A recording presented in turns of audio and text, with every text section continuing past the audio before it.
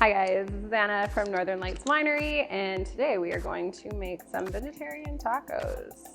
Can't make tacos without wine. All right, so first we're gonna start with our sweet potato.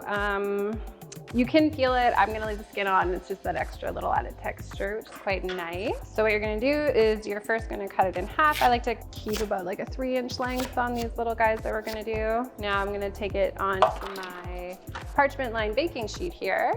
And I'm gonna pour a little bit of olive oil. We've got our spice mix here. And then what you're gonna do is just toss it all together. Then we're going to bake our sweet potatoes for about 30 to 40 minutes. So while our sweet potatoes are in the oven, we can start to assemble all of our sides that we're gonna need. So I'm using corn tortilla shells. You can use a little flour, guys, if you want. I've got some Mexican spiced corn. I've got some black beans. Can't do anything without guac. And then I'm also gonna put some slices of avocado because avocado is amazing, and some cilantro.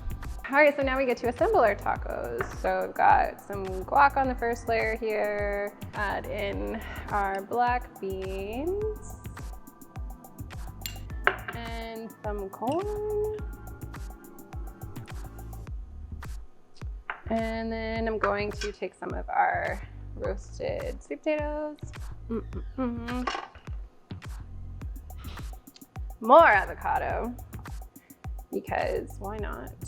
It's the best. And let's tear up some cilantro. All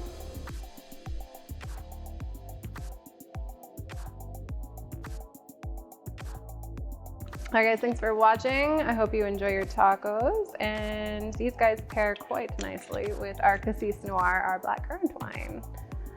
Cheers.